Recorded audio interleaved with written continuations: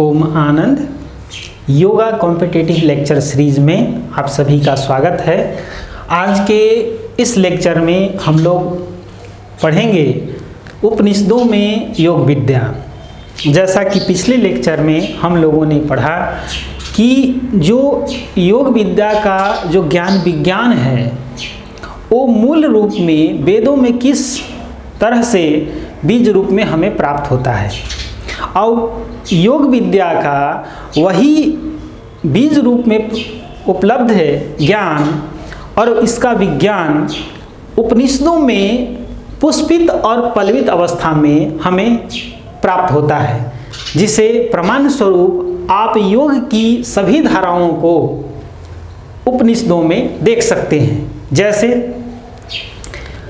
आप जानते हैं कि योग की जो मूल धाराएं हैं वो कर्म योग की धारा है, ज्ञान योग की धारा है, भक्ति योग की धारा है, अध्यात्म योग की धारा है, राजयोग की धारा है। ये योग की मूल धाराएं हैं और योग की ये सभी धाराएं आपको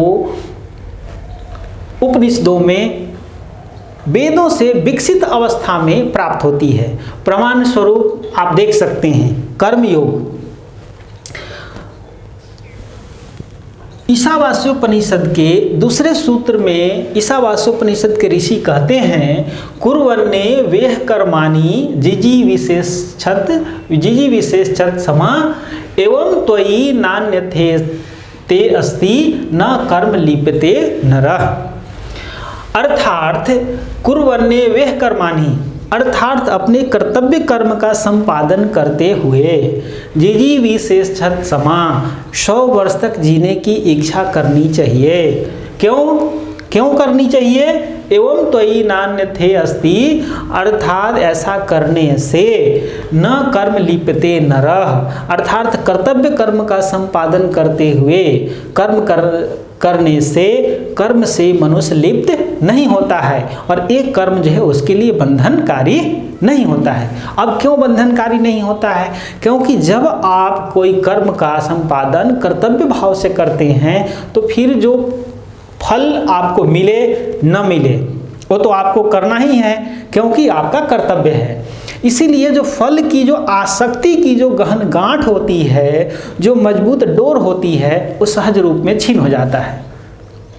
यही कारण है कि ऐसा कर्म कर्तव्य भाव से किया गया कर्म हमारे लिए बंधनकारी नहीं होता है। तो यहाँ पे आप देख सकते हैं कि यहाँ पे जो कर्म योग का जो मूल सिद्धांत है, जो मूल संकल्पना है, आपको प्राप्त होती है। इस तरीके से कर्म योग भी उपनिषदों में हमें प्राप्त हो रहा है। दूसरा ज्ञान योग।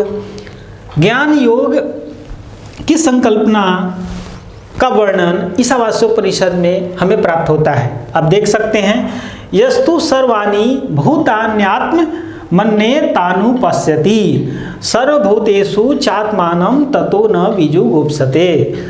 ईशावास्योपनिषद का 6ठा सूत्र। इसमें ऋषि कह रहे हैं कि जो समस्त भूतों को अपनी आत्मा में और अपनी आत्मा को समस्त भूतों में स्थित देखता है, वैसा पुरुष, वैसा योगी, वैसा ज्ञानी कभी भी संसार के माया से द्वंद्वों से ग्रस्त नहीं होता, भ्रमित नहीं होता।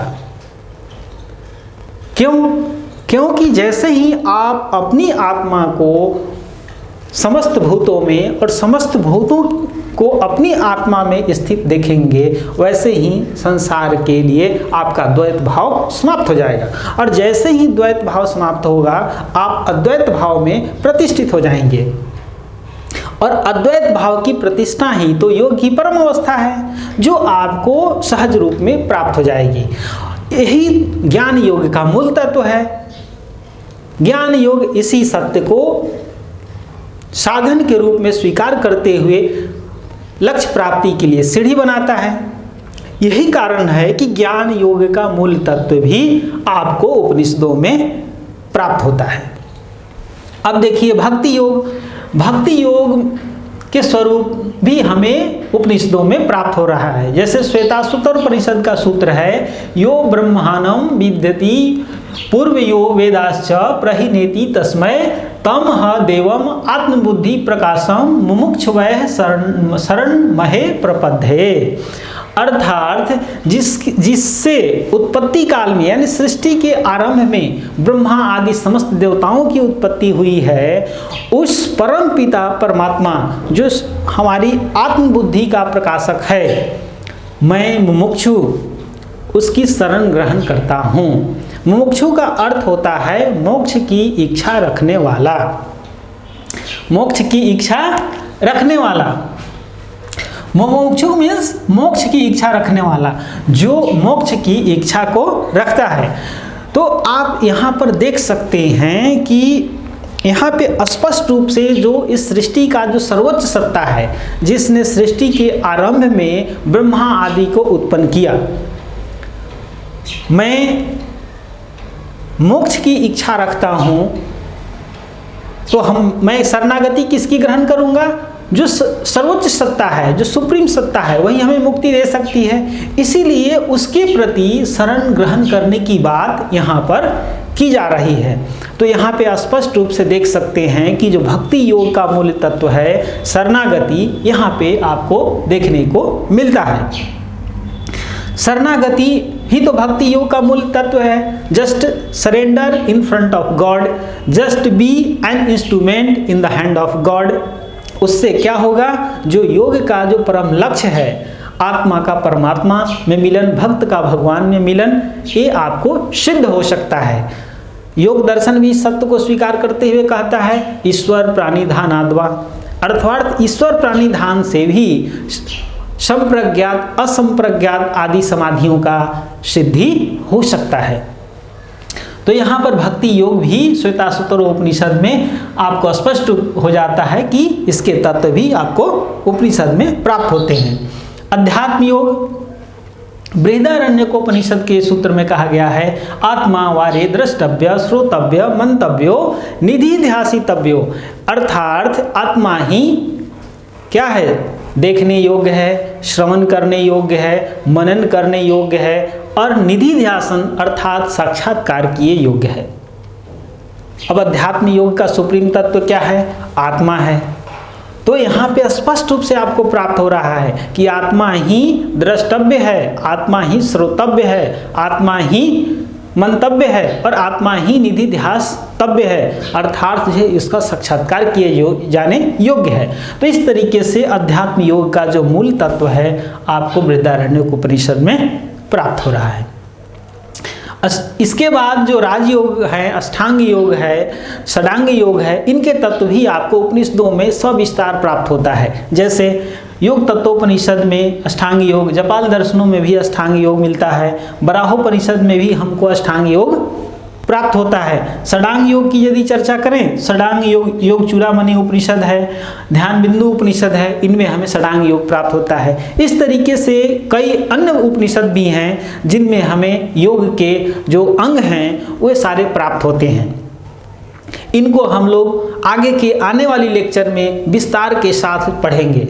एक एक उपनिषद को उठाएंगे और विस्तार के साथ इनमें जो प्राप्त जो योग के तत्व हैं, योग का जो स्वरूप है, उसको देखेंगे। इस तरीके से आज के लेक्चर में आपने देखा कि उपनिषदों में योग के जो मूल तत्व हैं वो आपको प्राप्त होते हैं। कर्म योग के भी मूल तत्व प्राप्त होते हैं, ज्ञान योग के भी मूल तत्व प्राप्त होते हैं, भक्ति योग भी प्राप्त होता है, अध्यात्म योग भी प्राप्त होता है और योग के अन्य मार्ग जो धाराएं हैं, अष्टांग योग, षडांग योग, वो भी हमें उपनिषदों में प्राप्त होती है। इस तरीके से जो योग की सभी धाराएं हैं, समस्त धाराएं हमें उपनिषदों में प्राप्त हो रही है। तो आज के लेक्चर में हम लोगों ने उपनिषदों में योग विद्या पर विचार किया। आने वाले लेक्चर में एक नए टॉपिक के साथ हम लोग मिलेंगे। तब तक के लिए आप सभी को ओम शांति।